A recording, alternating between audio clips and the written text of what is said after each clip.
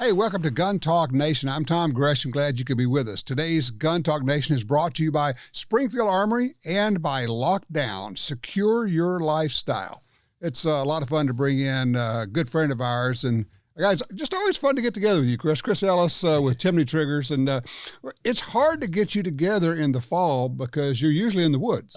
I wasn't going to say it, but since you brought it up, I don't know if you know this, but we're right in the middle of deer season, one of my favorite passions in the world. No wonder you're grumpy. You said, I'm not going to go do this. I need to go hunting, man. I flew down here and I thought, well, my gosh, maybe there'll be a duck or something we can shoot, but who knows? All right, run over it with a truck. Do something, right. Anything, right? But man's got to work, so we're here, and I always enjoyed your company. Known you, I was thinking about it on the way down, probably back in the Outdoor Writers Association days. That's got to be at least 20 years. At least that probably. These days, if you say it's 20, it's probably 30. That's right. And then the SEOPA days, Southeast Outdoor Press Association. I mean, you grew up in those organizations. Oh, yeah. And I did too, being a PR guy and a guy that just wants to hunt and fish for a living. And I remember picking you up at an airstrip one time early on and going to those conferences, and they were a lot of fun. Absolutely. So what have you been hunting? Well, it's deer season back home. So the traditional buck season, which is the week of Thanksgiving, which is more about gathering and eating food and did a little bit of hunting. But it's a social event. It's a social event, yeah. My son, who's turned into be a wonderful hunter right now, he's 19, and you have a son, so you understand this. In the beginning, he would do anything with Dad, and we went and we shot a lot of deer, and we learned a lot. And then he wanted to break out and do it on his own. Of course. Yep. And now he is on his own. He got beat up a couple of years, doing it by himself and learning. But this year he shot a wonderful buck with his bow. Fantastic. Biggest buck he's killed ever. And it was a giant for West Virginia. And then his friend, this is a great story. His friend invited him up to his grandfather's farm, and his friend had killed a deer, but wasn't real knowledgeable about it. And Jack said, well, I'm going to go up there and help my friend Ian hunt. Okay. So he said, Dad, we walked around, walked around the whole farm and was looking for scrapes and rubs and food sources, that kind of stuff. And about lunchtime, he took a couple dehydrated meals with him. He said, Dad, I built a little campfire and I had my pot going and the water started to boil a little bit and it was a real smoky fire. And I looked over the hill and there was a doe. And I said, Ian, look, there's a doe over the hill. And Ian's kind of looking around. You could imagine it's cold outside, so there's steam, there's smoke. And all of a sudden, come behind that doe was a buck grunting, right on that doe's tail. And Jack was like, Ian, get your rifle, get your rifle.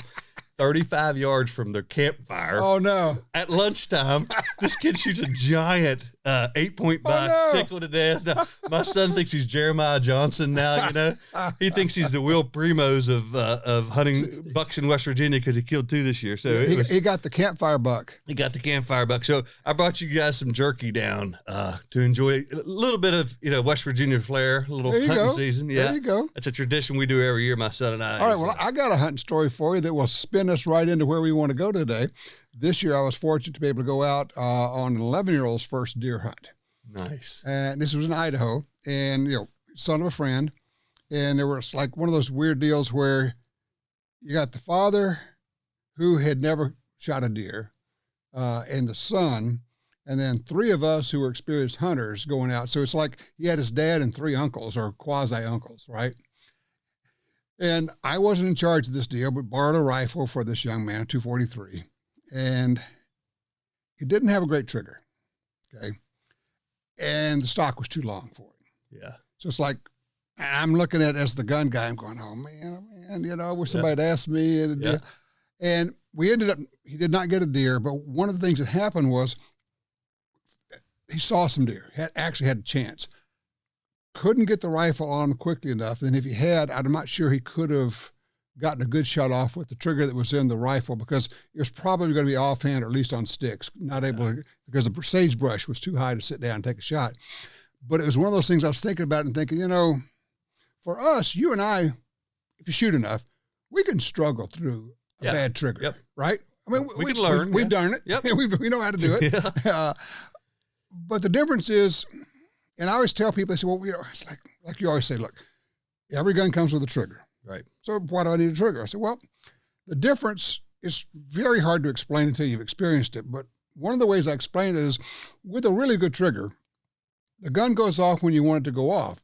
Well, my gun, no, it doesn't go off when you want it to go off. it goes off eventually. Right. Kind of sometime around, but you want to go off the exact moment you want to go off.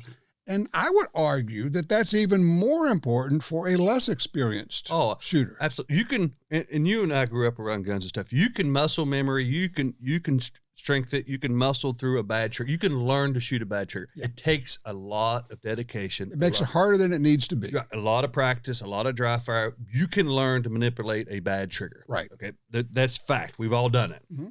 The thing about having a trigger that breaks the same way every single time is it takes that learning curve and flattens it out and allows you to become more accurate very quickly and more efficient as a hunter with a great trigger. It's just fact. If hillbilly logic, if you want the bullet to hit the same place twice, then the trigger has to break the same way twice. It's just fact. Well, it's funny because when you said the consistency, I thought, actually, I hadn't thought about it that way, but you're right. Because with a creepy, draggy trigger, you're not exactly sure when it's going to go off. There's no repeatability, which leads to a lack of confidence. And a lot of people don't understand that they have a lack of confidence. They just know how they feel about it. And then once they start shooting a good trigger, it's like, and they may not even know how to explain it. Right. Yep. It's a feel thing. I want to say it's subtle, but when you really get into it, it's not really all that subtle. Well, I mean, they taught us when we were kids the rifle ought to surprise you when it goes off. No. Only if you got a bad trigger. Only if you didn't know. So if you become muscle memory becomes sharp and you become very, very accurate with that rifle and you become a high performance shooter, which is what you're doing.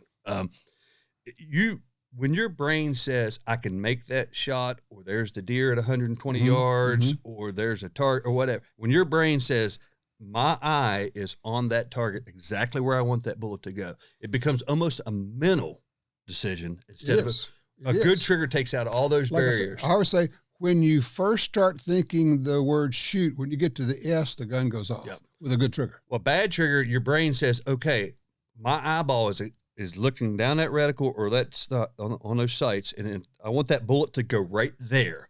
A bad trigger throws in these mechanical obstacles, whether it be drag, whether it be creep, whether it be unreliable break of the trigger. In other words, it didn't go off when you thought it was going to go off. Right. All those things, just by pure science, make you less accurate with that rifle. No doubt. And fun rifles are rifles that are accurate. It's fun to sit down at a bench or shoot off sticks or whatever and see that bullet print exactly where your eye was looking. And it's important for experienced shooters, but I would argue it's even more important for new shooters, new hunters, because it just gets a lot of the junk out of the way. Like I say, you and I, through all of our years, we know how to muscle our way through that trigger. Exactly. But when you're starting out, if you don't know, and you don't know why you're not accurate, and it also leads to that thing where we've seen where it's like they're pulling the trigger and finally it's like, oh, just yank it, make it go off. And they yank it, and then, I missed again. Okay, I'm a bad shot. Well, maybe you're not a bad shot. Maybe you just have bad gear. Well, and also it's a pretty simple fix if you think about it. You're not asking the shooter to shoot off his left shoulder if he's right-handed. You're not asking him to shoot the gun upside down. All you're doing is improving his trigger and improving his accuracy with replacing a part. Yeah, and it takes a lot more barriers out of an educated shooter. I would agree that. But I'd also agree it takes a lot of those barriers out that a new shooter probably doesn't need to experience. Right. Well, and Timney's been doing this for 75 years now? 2021 will be our 75th year. That's crazy. We're going to have a great year of celebrating 75 years of innovation. We're going to work with your team. Right. We've got some great new product launches. Wish we could talk about them now, but I know. Soon. RSN, soon now. I get paid whether I'm fighting or marching, so I guess I could. But no. But yeah, if you think about 75 years, American-made company. I'm really into American-made companies. I'm into American manufacturing. It really turns my crank. Made right there in Arizona. Made right there. We have some of the best men and women in the trigger business. If I tell folks to get a chance to visit Timney, that person that you're talking to, male or female, who's actually either assembling the trigger or testing the trigger, because every trigger we make gets tested by a human before it's shipped to your door. So it's not a machine you're running through. There's actually a person pulling that trigger. Every single one. And those people are dedicated to their craft, but they sit there and they test and they verify that trigger so many times a day. And if need be, they're tweaking it. Absolutely. They're adjusting it. They're getting it just right before it goes into the package and goes out the door. So that when the trigger comes to your door, Tom, and you open it up, you know that it's a Timney. Mm-hmm. You know, it's had the best quality control. Not only was it built by robots and state-of-the-art CNCs and wire EDMs and all that stuff that a good manufacturer in 2020 ought to be using, but the human aspect is it was quality control. It was checked by a human to make sure that your experience is the utmost, and it's pretty neat. And it's been that way, you know. Well, 75 years, I'm thinking that puts it right like at the end of World War II, and that's when we had all of these war surplus rifles, and people were, they had a phrase for it. People don't even know it anymore. Called it sporterizing. That's right. They'd take a military rifle and then sporterize it, and they'd do things to the action. They'd put it in a different stock and all of that. But the military triggers were a lot of times 2-stage triggers, but really generally awful. But they worked fine for combat. So how did Timney get started? That's exactly. So Alan Timney, right around 1946. He, like you said, we had just won a war. A lot of people had access to service. Think of Mausers, Springfields, Enfields. They're very, very common back there. I remember my pop had a whole closet full. He was a World War II vet, had a closet full of Mauser rifles. And Alan Timney, his deal was he wanted to make you more accurate with that rifle because most of his clients were wanting to go deer hunting. So he found out a Timney had to have a certain feel at a certain pull rate, had to be easy to install, and had to be something that you could do on your kitchen table. It was for kitchen table gunsmiths. Okay. And we have kept that for 75 years. In other words, people ask us to build a trigger for a certain platform or a gun or whatever. First of all, we have to make sure that we can make that trigger feel like a Timney, number one. Okay. Second of all, it's got to be easy to install, relatively easy to install for a novice. And it has to be done with common tools that you could grab a toolbox and put the trigger in on your kitchen table. Huh. Now, a lot of our folks, they opt to have their gunsmith do it, and that's fine. I totally get that. I mean, I don't like to put together gas grills. I did it one time. It was miserable. I'd rather pay somebody else to put together a gas grill. I got invited to a barbecue one time, or a good friend of mine. I got over there, and the barbecue grill was still in the box. There you go. So it took us 2 hours to drinking beer and putting on these teeny tiny screws. I think it's got 11,000 screws in that thing. So I know what you mean. It was a funny story. Phil Bergeli, he's a shotgun guy. He's a gun guy for gun nuts for Field and Stream. And we had made a 1022 trigger. They'd asked us, our customers had asked us to build a 1022 replacement trigger for the Ruger. And we built one, this fine little drop-in trigger. He wrote in Field and Stream that it was harder to put that trigger in than it was to put a gas grill together during the halftime show at the Super Bowl. So I went to Calvin and I was like, Calvin? And he's like, well, okay. So that morphed into now we make the complete assembly. I mean, we make punch pins out and drop it in. It's one of the easiest triggers to do because literally it is 2 pins, pull the old one out, put the whole new complete assembly in, put it in there. So we're always learning and listening. That one you could do during halftime with time left over. You could do that one. You and I could do that one at appetizer time at dinner. During a timeout. That's right. That's right. But yeah, so that it started 1946. Timney did. It was a bolt action company. It was our customers asked us to build. If you look at the popularity of like Remington 700 came out in 1962. I looked at the archives. We started building a replacement trigger for the Model 700 in 1965. Wow. So we've been building triggers for that popular rifle for a long, long time. Now, through 75 years of innovation, we make a hunting trigger, we make a precision long-range trigger, we make a 2-stage trigger, we make a Calvin Elite. So we backfilled, the market for that. And then really what kind of changed Timney's towards the general hunting public was right around 2005, 2006, I have to think about it. We came out with an AR trigger. And we brought a phenomenal. It was our AR-15 competition trigger, we call it. We still make it today.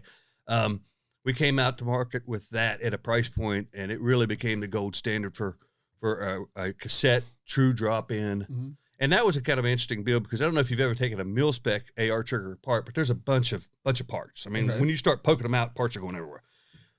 Calvin designed a trigger that was simply you drop it in, put in the cross pins, and you're good to go. And we've taken that line, talk about innovation. I mean, we've got Calvin Elite series. We got a DH3, a Daniel Horner signature competition trigger. So we've backfilled that market, with several different operators. All right, you mentioned this name Calvin 2 or 3 times. Yeah. Who's Calvin? Calvin Motley is, you can call him a trigger Jedi or head engineer or whatever, but Calvin started at Timney 6 months before I did. And Calvin's brain just seems to work different. He's a machinist by trade, engineer. Not only does he look at a firearm part or look at a trigger in a firearm, he knows that we can make it at Timney, and he knows which one of our machines could make it. So unlike an engineer who'll just make a beautiful design that no one can build sometimes, right. He knows that he can design it, build it, and make it feel like a Tim. It's just a beautiful brain. He's one of these people that just sees things that we don't see. He sees things, and we celebrated him, like we always say, if it was 2 years ago, it's probably 10 years ago in our world, with a Calvin Elite series of triggers. And we asked him, Calvin, if you could make the utmost in that platform, be it AR, be it 1022, be it 700, right. What would that be?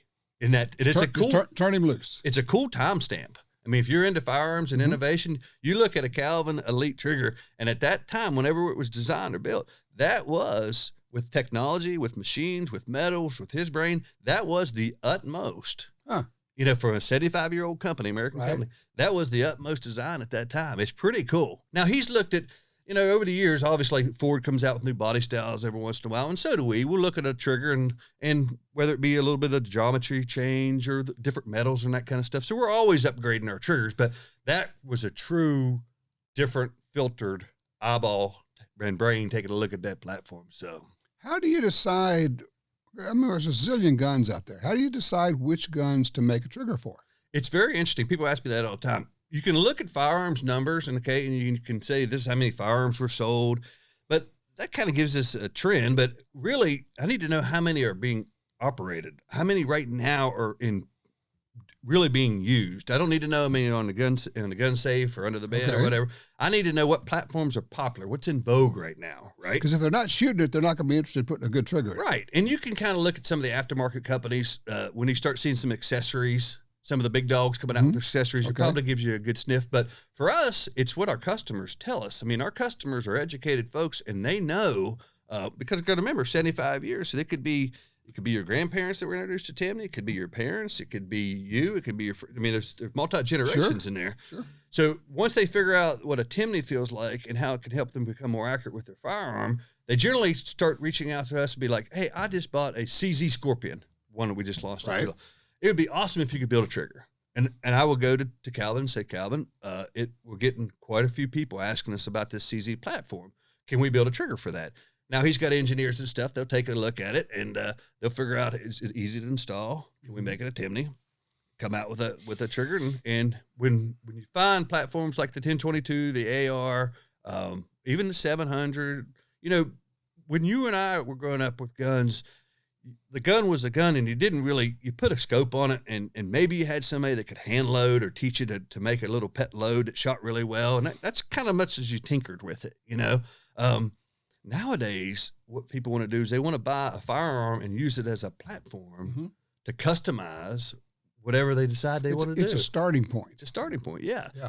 And we saw it in the handgun world. You know, it was when the platform had a Crimson Trace laser or a Galco holster, or when the accessories started to catch up with the platform. It seemed like that is when you saw these platforms become popular. In other words, it didn't seem like, in my mind, people would buy a firearm platform if there wasn't accessories to accept it. Like a good friend of mine told me at SHOT Show one time, and we're in the bottom of the SHOT Show, kind of where innovation, you know, and people cut metal, and it's kind of where, you know, it's the heartbeat of the firearm. It's down in the place where people start in their garages and come out with cool stuff. Yeah, it's where a lot of the innovations are. Yeah. And this particular guy, I'm not going to tell you what company he worked for, but he worked for one of the big dogs upstairs, you know, one of the big real estate dogs upstairs. Okay. And he came down and he said, you know what?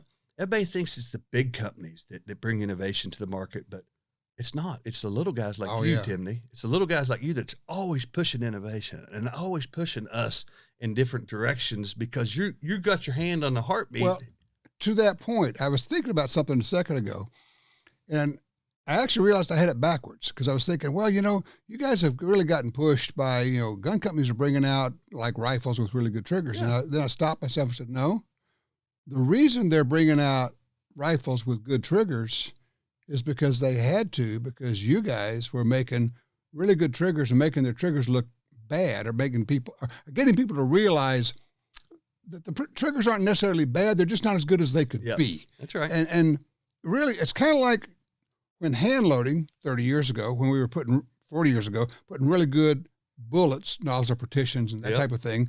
And finally the ammo company said, well, if the hand loaders are doing that and they're making rifles shoot better with that, why don't we do it? That's right. So what happens now, because Timney has pushed gun makers into putting pretty decent triggers in a lot of their rifles. So what do you do now? We just keep innovating. It's exactly what we do. We keep finding popular platforms, and we keep telling people why triggers matter, why good triggers matter. You know, when I started talking about triggers, and this is just, I'm not being boastful or bragging, this is just fact. 16 years ago, I was a PR guy in media relations, and I was sending out press releases by fax back then. By fax, yeah. And I would get the comment all the time, no one's going to write about triggers. You got to remember, back then, print was king. Right.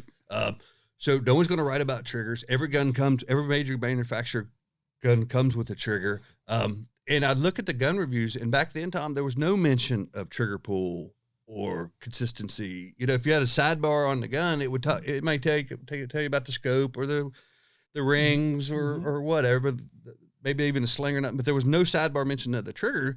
And I think back then, you know, there was 4 or 5 trigger companies back then, all made good triggers, good customer service, but it was a tiny, tiny, tiny industry. Right. But I really do believe that we got the ball started just by telling one person at a time and having consumers one at a time, having good experience and understand why good trigger matters and how it's a really easy way to upgrade your platform. And it's fun now to see a magazine or see people talk about triggers, or triggers become in vogue. You know, I mean, they're popular now. Well, yeah, people ask, especially on the AR side. Yeah.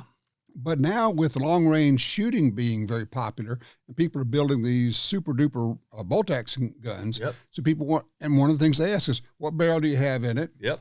What trigger do you have in it? Yep. That's exactly what to ask. Now I got to ask you, obviously Timney got started with rifle triggers, and you make really good shotgun triggers. And for those who are wondering, why would I want that? Well, if you're a turkey hunter, for instance, you use your shotgun just like a rifle, and same things apply. Slug guys. Yep. What about handguns? Well, we might have something coming down the pike one of these days. We've been asked to look at, we could ask for everything from crossbows to handguns. Crossbows. We did an archery trigger one time, an archery release trigger one time. We get asked, people want to become more accurate with whatever platform they're using. Okay. So yes, you can't name a platform or gun that we're not looking at right now. Oh, okay. So you're looking at everything. Nothing's off limits right now. Nothing is off. And of course not. We're a 75-year-old company that's been built on innovations, and we're going to be around for at least another 75 years. And what we're going to do, I promise you, is we're going to bring triggers to market for popular handguns, shotguns, rifles, squirt guns, muzzleloader, whatever's in vogue right now. Okay. All right. Let's go back to installation. Somebody gets this thing and they say, you know, I'm supposed to be able to do this thing, but I'm in the middle of it. I'm kind of stuck. I don't know what to do.